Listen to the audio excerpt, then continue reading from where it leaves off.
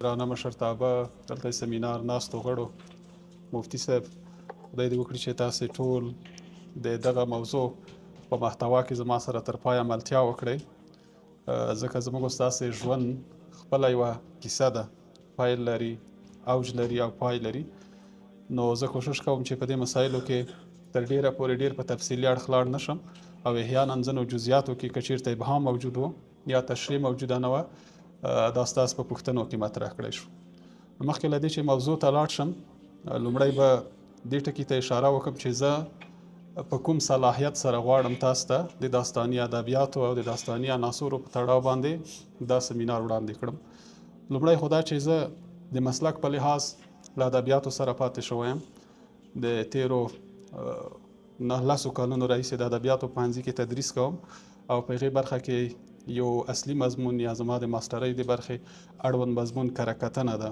په ځانګړي ډول په داستان پوهنه یا داستاني کره کتنه کې تدریس کوم دا د تیوري برخه ده او په عملي برخه کې هم د داستان لیکنې په دنیا کې پاتې شوی یم تر دې دمه زما 8 ناولونه چاپ شوي چې خپله مې لیکلي او 2 دغسې ناولونه دي چې د یوه اړتیا له مخې مې ژباړلي چې 10 ناولونه کېږي او 4 د لنډو کیسو ټولګې لرم چې دا چاپ شوي خپرې شوي دي او یو 3 د ادبي ټوټو ټولګې دي چې ادبي ټوټه هم زه په ځینو استنادونو په داستاني ادبیاتو کې راولم نو دغه 15-14 آثار ممکن ماته د دې وړتیا راکړي چې زه څه ناڅه په داستاني ادبیاتو خبرې وکړی شم یو څه صلاحیت یې ولرم نو راځم موضوع ته پیل له یو څو دغسې بیتونو کوم چې ممکن زما د بحث یو کلي تصویر وړاندې کړي وایي ژوند مې څه و د یوه بد تکرار کیسه وه په ځنګل کې د مرغۍ او مار کیسه وه د یعقوب اوښکې د مصر بازارونه ته به وایې چې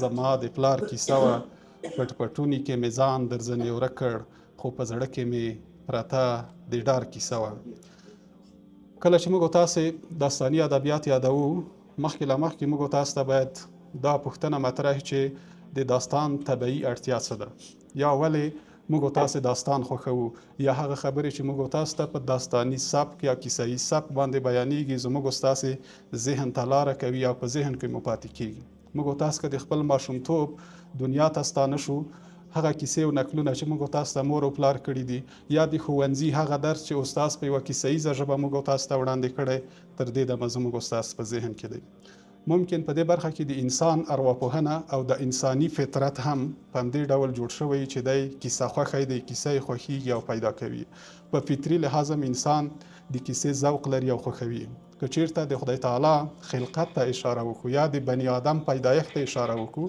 زموږ ژوند خپله یوه کیسه ده یا دا چې د قرآن کریم یوه اعظمه برخه قصص القرآن دي قصص الانبیا دي پکې راغلي دي یا خدای تعالی د خپل خلقت د خپل دین د شریعت ګڼ پیغامونه موږ تاسو ته په کیسو کې وړاندې کړي دي هغه د خپل مخلوق یا د انسان د داستاني فطرت درکړی دی ځکه موږ د هغې مخلوق یا هغه پوهیږي چې په دې ډول انسان ښه روزل کیږي د ژوند د تجربو څخه ښه فایده اخیستلی شي یا په ځینو آسماني مفاهیمو باندې ښه پوهېدلی شي نو که موږ تاسې د حضرت یوسف علیه السلام کیسه راواخلو د حضرت موسی علیه السلام کیسه راواخلو په همدې ډول خپله زموږ ستاسې د پیغمبر د ژوند کیسه راواخلو له ماشومتوبه تر بعثته او بیا تر وفاته پورې دا د بېلابېلو کرکټرونو په بڼه د یوه مثبت کرکټر په توګه تبارز او بیا یوې مثبتې پایلې ته رسېدل او یو عظیم معنوي میراث تر شا پرېښودل دا تر ډېره په انساني فطرت کې د خدای تعالی هغه خلقت دی چې لږ تر لږه موږ تاسې پوهول یو د بشر په ژبه باندې پوهېدل یو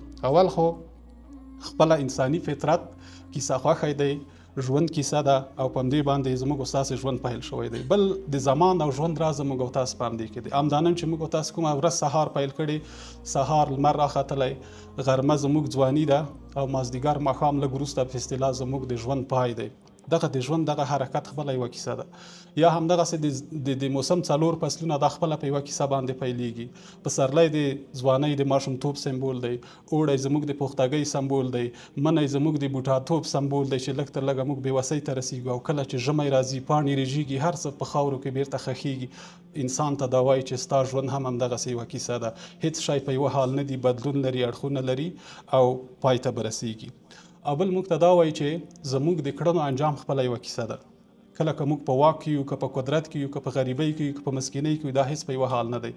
کله کله چې موږ او تاسو وایو دنیا چرخ و فلک دی د پخوانیو خلکو په اصطلاح، معنا دا چې موږ په یوه داستاني دوران کې راڅرخیږو او دا خپله موږ ته څرګندوي چې زموږ هره پیښه انجام لري، هر څه په هغه خپل حالت کې نه دي او په ټوله کې دا مفهوم راغی کوي چې یوازې دنیا یو قهرمان لري، یو اتل لري، یو څوک لري چې دا دنیا د هغه پر قوت او ځواک ولاړ ده چې الله تعالی دی او له دې پرته نور ټول موږ او تاسو په دې دنیا کې کرکټرونه یو، فقط پیښې لوبوو او انجام ته رسیږو او د خپلو اعمالو حساب کتاب ورکوو چې هغې ته موږ د داستان په پایله کې اشاره کوو. نو ځکه موږ وایو چې انسان طبیعتا داستان خوښی پیدا شوی دی او داستان زموږ په ژوند کې په ټولو کیسو کې شامل دی. بله خبره راځو دې ته چې داستاني ادبیات څه ته وایي یا تر ډیره پورې هغه شی دي چې ادبیات له غیر ادبیاتو څخه متفاوت کوي. لومړی خو تر ټولو مهمه دا ده چې خدای تعالی انسان ته یو ډیر ښه ځواک ورکړی دی چې هغې ته د انسان تخیلي ځواک وایي. که چیرته دا تخیل د انسان نه واخیستل شي ممکن انسان په یوه بېخونده زمانه کې پاتې شي، اما دا په انسان پورې اړه لري چې دغه تخیلي جوهر او ځواک په څومره مثبته بڼه استعمالوي او په څومره منفي لارو باندې استعمالوي. حتی ځینې ساینسپوهان په دې اند وایي چې تخیل د علم پلار دی یا تخیل ته تفکر نه ډیر وړاندې دی، ځکه د ساینس او د ټکنالوژۍ یا د ټولو ایډیالوژیو لومړۍ طرحه په خیال کې را پیدا کیږي. څه فکر کوئ دا طیاره، سپوږمکۍ ته سفر، د نړۍ هرې اوسنۍ مډرنې اختراعګانې که تاسو وګورئ اوله طرحه د انسان په خیال کې را پیدا شوې ده او انسان که چیرته خیال ونه لري، طرحه ونه لري، نور شی وړاندې کولی نشي. نو ځکه دا د انسان تخیلي ځواک د دې سبب شوی دی چې داستان وپنځولی شي یا تر ډیره پورې هېرې شیبې بیرته راوړاندې کړي یا د خپل حال نه لاړ شي په راتلونکې زمانه کې سفر وکړي، د پیښو وړاندوینه وکړي او دا خپله د داستان ځمکه هواروي چې موږ ستاسې داستان بیان کړلی شو. او ټول داستان لیکونکي که تاسې وګورئ هغوی د اوچت تخیلي ځواک څخه برخمن دي. ځینې دغسې داستانونه دي چې فکر کوم تر 800 پورې کرکټرونه یا نومونه لري چې ممکن د لیف تولستوی د جګړه او سولې رومان موږ وښیو چې 800 کرکټرونه پکې لوبېدلي دي. آیا د 800 کرکټرونه د چا په یاد پاتې کیږي؟ اما یو لیکوال د خپل تخیلي ځواک په مرسته د 800 کرکټرونه ټول په ذهن کې لري چې دا احمد دی، دا نقش دی، دا محمود دی، دا نقش دی. زموږ استاد په یوه لویه کورنۍ کې هم که د بابا نه د لمسیانو شمېر ته 150 پورې ورسېږي هغې ته وایي ته راشه بچیه ته د چا زوی نوم دی چې شی و د پلاني زوی ته پلانی ورنه هېري. اما یو داستان لیکونکی د 100-200 کرکټرونو نومونه په یاد لري. نو ځکه داستاني ادبیات پر تخیل باندې ولاړ دي چې تخیلي ځواک به لري، اما تخیل بیا مثبت او منفي بعدونه هم لري چې هغه بیا وروسته شاید تشریح. بل ماضي ته سفر دی. تر ډیره پورې په داستاني ادبیاتو کې مونږ نه په حال کې واقع یو او نه د راتلونکي وړاندوینې کولی شو. معمولا زموږ استاد ډیر داستاني ادبیات چې دي له ماضي سره تړلي دي، ماضي ته سفر کوو چې په دې کې کیدای شي تاسې تاریخي ناولونه د ښې بیلګې په توګه یاد کړئ. داستان دی چې موږ له ماضي سره تړي او داستانونه تر ډیره پورې زموږ د ماضي ژوند دی چې موږ تاسو ته رالیږدولی شي. ځکه که چیرته موږ ښه ماضي ونه لرو ښه راتلونکي هم نه لرو. ښه ملتونه هغه دي چې ماضي یې په یاد وي او بیا لاره وټاکي. حمزه بابا په دې برخه کې وایي آینه د ننني تهذیب دی ښه ده خو تصویر پرې د ساده پرون په کار دی. لږ تر لږه موږ باید د سابقې سره تړاو ولرو او یو قدم که 2 قدمه که شاته اخلو یو قدم باید شاته وکړو. نو د ماضي تجربې د داستان په ژبه زموږ سره وصل شوي دي. بل د راتلونکي اندېښنې دي. هیڅ انسان له اندېښنو څخه خالي نه دی او هر هغه څوک چې د خپل راتلونکي په باب فکر نه کوي په حقیقت کې ژوند نه دی کړی، ژوند یې نه دی پېژندلی. دا ځکه موږ د راتلونکي لپاره مسؤل یو او تر ټولو لوی راتلونکی چې دی زموږ ستاسې آخرت دی چې د زموږ د ژوند ټول داستان هلته پای مومي، حساب کتاب یې ورکوو. همدغسې په هر داستان کې هم کرکټر پای لري، هم فرعي کرکټر پای لري او هم اصلي کرکټر پای لري. د پیښو له انجام سره مخامخ کیږي. دا موږ ته رایادوي چې ستا ژوند یوه کیسه ده او دا انجام لري او د انجام ته متوجه اوسه، مسؤل ژوند وکړه. نو غوره داستانونه یو ستر معنوي پیغام همدا لري چې موږ له مسؤل او با مسؤلیته ژوند سره عادت کړي چې د هر قدم هرې پیښې او هرې کړنې ځواب باید دلته وویلی شو. دا بل اړخ دی. بل مهم بحث چې دلته مطرح کوو د ادبیاتو لرغونی ویش دی. یعنی د ادبیاتو په لرغوني ویش کې هم یوه ډیره غوښنه برخه ادبیاتو ته داستاني ادبیاتو ته ځانګړې شوې ده. کله چې په لرغوني یونان کې د لومړي ځل دپاره سقراط، افلاطون او ارسطو خپلې تیورۍ د هنر او فرهنګ په برخه کې وړاندې کړې، یوه عظیمه تیوري چې تر دې دمه په ادبیاتو خصوصا په شرقي ادبیاتو کې حاکمه ده هغه د ادبیاتو ویش دی. دوی ادبیات په 3 برخو ویشل چې یو ایپیک ادبیات وو، حماسي ادبیات، لیریک ادبیات چې ورته ایپیک ادبیات ورته وایي. ایپیک ادبیات دا معنا چې د نړۍ د ادبیاتو هره دوره په حماسي دوره پیل شوې ده. ځکه اول کې انسان اکثره خپلې غوښتنې په وسله باندې په حماسه باندې په جنګ او جګړه ترلاسه کړي دي. اما وروسته بیا انسان چې راغلی یو څه نرم شوی دی، په وجود او فطرت کې مینه ګډه شوې ده، یا تر ډیره پورې غیر متشدد شوی دی، چې په دومه برخه کې بیا لیریک ادبیات یا عشقي ادبیات یا هغه ادبیات چې د مینې او خیال یوه ګډوله پکې رامطرح شوي وي، دا دوم ادبیات، یا لایر یوه د موسیقي یوه آله وه چې د هغې په اساس هغه ادبیات چې دی نپنځېدلي هغې ته لیریک ادبیات ویل. اصلي خبره په ډراماتیکو ادبیاتو کې ده. ډراماتیک ادبیات یا ډرامایي ادبیات یا ننداریز ادبیات هغه ادبیاتو چې تر ډیره پورې سمعي او بصري هم وو، او خو تر ډیره پورې کتل کېدل. ننداریز ادبیات په دې معنا چې لوستل کېدل نه، بلکې ننداره به یې کېده، لکه تیاتر او سینما او فلم، چې دا ننداریز ادبیات تر ډیره په یوه سکریپټ او په یوه لیکنه باندې ولاړ وو، او دا په حقیقت کې داستاني ادبیات چې مطرح شوي دي. نو ځکه موږ ویلی شو چې لرغوني ادبیات په داستاني برخه کې شامل وو، او دا د لرغونو یونانیانو یو ویش وو. اوس راځو دې ته چې داستان کله پیل شو او داستان څنګه رامنځته شو. مخکې له دې چې موږ اوسنۍ او داستاني ادبیاتو ته راځو، پخوا په داستاني نړۍ کې نقلونو واکمني کړې ده. نقل په دې معنا چې پخوانۍ هغه کیسې چې تر ډیره افسانوي وي، تخیلي وي، اما تر ډیره پورې په هغوی کې هغه داستاني عناصر موجود هم نه وي. اما دا چې داستان څنګه پیل شو او څنګه رامنځته شو، په دې باندې بیا وروسته خبرې کوو. پخواني داستانونه چې وو د زمان او مکان څخه بې برخې وو. پخوا به چې خلکو کیسې کولې وو، نه وو په پخوا زمانو کې یو پادشاه وو. اوس معلومه نه ده چې پخوا زمانه څه وخت، 10 کاله، 100 کاله، 1000 کاله څه وخت د یو پاچا موجود وو، نه وو پخوا یو پاچا وو، په خپله پاچاهۍ کې دا دوران وو. اوس مکان یې نامعلوم دی چې په کوم ځای کې دا پاچا وو، افغانستان کې، پاکستان کې، د نړۍ په کومه سیمه کې وو، نه زمان پکې معلوم وو او نه مکان پکې معلوم وو. دا بل حالت وو په دې کې. او بله مهمه خبره په هغې داستانونو کې دا وه چې غیر خارق العاده کرکټرونه پکې لوبېدل، زمریانو، ونو، ځنګلونو یا غیر انسانانو پکې خبرې کولې، د فطرت خلاف خبرې پکې راتللې، کرکټرونه یې هم متفاوت وو. اما په اوسنۍ کیسه کې یا په لنډه کیسه کې بیا دا تفاوت رامنځته شو چې زمان او مکان مشخص شو. مثلا اوسنۍ داستان دغسې پیلېږي چې کابل ښار په فلانۍ څلورلارې کې روان و، یا مثلا یا درته وایي چې د اوړي په یوه ډیره ګرمه ورځ راووتم، یا د مازدیګر شمال لګېده، یا مثلا شړکنده باران روان و. دلته مکان او زمان په یو ډول ښیي، یا یې په نښو واسطه ښیي او یا یې څرګندوي. بله خبر دا ده چې داستان موږ څنګه پیلوو. معمولا موږ چې کله داستانونه پیلوو، داستانونه لیکو، د کومو ځانګړنو له مخې داستانونه پیلوو. زه په دې خپل هغه ته بېرته راشم. خیر، راځو دې ته چې داستان څنګه موږ او تاسو پیلوو. کله چې داستان ته راځو، یوه لنډه کیسه شروع کوو، یو ناول شروع کوو، معمولا 3 لارې ډېرې زیاتې مطرح دي. کله چې یوه کیسه شروع کوو، لومړی په یوه مکالمه باندې داستان پیلېږي، شروع کېږي. مثلا وایي چې خپل پلار ته ویل چې نور درنه روانېږم، پلار یې ځواب ورکړ، یا مثلا په بیړه راننوت، سلام یې واچوه او بیا یې وپوښتل. اوسنی داستان په دغسې یوه نااشنا کیفیت باندې پیل شوی وي، یا شارټ سټوري یا ناول چې ورته وایي. یعنې معنا دا چې ته فکر کوې چې نیمایي به رانه تېري، په یوه نااشنا ډول پیلېږي، په یوه مکالمه باندې پیلېږي. او دوم دود یې دا دی چې تر ډېره پورې په یوه منظره باندې پیلېږي. مثلا ته وایي چې د پسرلي په یوه ډېره ښکلې ورځ کې، یا مثلا تیزه واوره اورېدله، یا سوړ باد لګېده، پلانی پکې روان و، په دې ډول راغه شو، یا په یوه منظره باندې پیلېږي. یا کله کله کیدای شي چې داستان په یوه حالت باندې پیل شي. مثلا کله کله موږ وایو چې په تندي کې 12 بجې وې، یا مثلا له خوښۍ نه یې خوله نه راټولېده. دا یو حالت دی، د یوه شخص پکې شروع کوي. او اکثره داستانونه کله کله زموږ او ستاسې په حالت باندې شروع کېږي. بل شی چې په داستاني ادبیاتو کې ډېر زیات مهم دی، هغه عنوان دی. عنوانونو په اړه 2 خبرې کېږي. لومړی خو دا دی چې تاسو وایي داستان بشپړ کړئ، یا په آخر کې یو جامع عنوان ورته وټاکئ، یو غوره عنوان ورته وټاکئ.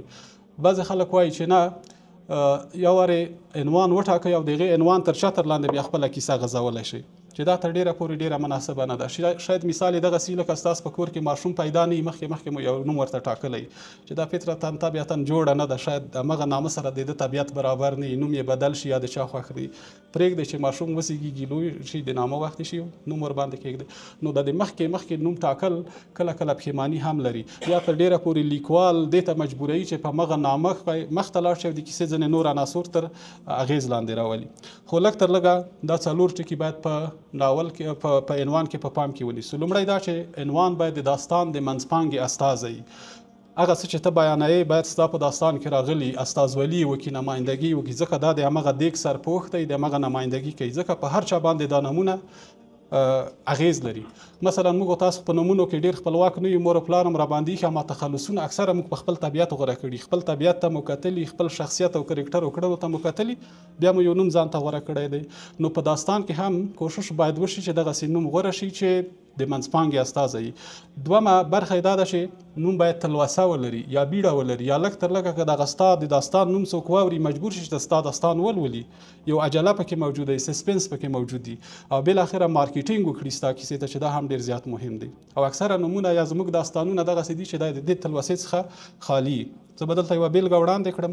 د استاد آصف صمیم ته چا یو کتاب ورکړ، جمهوریت کې کتاب لیکلی و چې مشکوک ترهګر ووژل شو، دا کتاب نوم و.